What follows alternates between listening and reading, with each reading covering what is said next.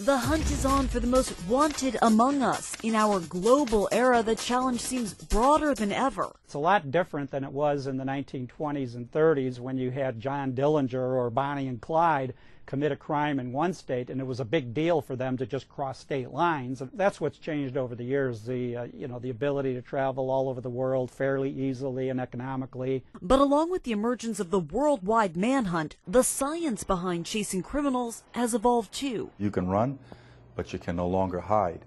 From your image captured virtually everywhere down to your fingerprint, scientific and technological advancements have given investigators more sophisticated tools to work with.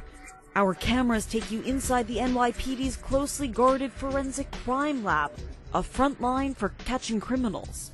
Better development techniques in the fingerprinting field show detectives a clearer picture, so do evolving computer programs adding greater detail to tracing ballistic evidence. Advances in DNA analysis are widely considered the most meaningful step forward towards solving more crimes. But the forensics are just pieces of the increasingly elaborate puzzle. You really can't escape the cameras. They are virtually everywhere, windows that can capture potential crimes. And with evolving facial recognition technology, they could be used to capture more suspects. But even without all those cameras, we know we are all leaving our very own well-marked digital trail.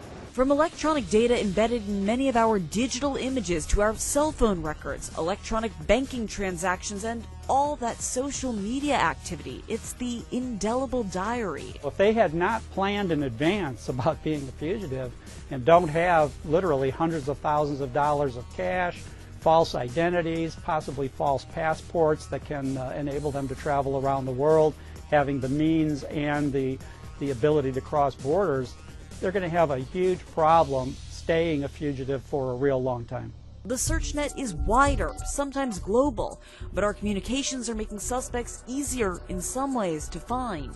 Law enforcement officials say advances in the way they can now communicate with each other makes it even tougher to hide. We're inventing new ways to talk to each other, to communicate with each other, to be more efficient, to exchange information in general.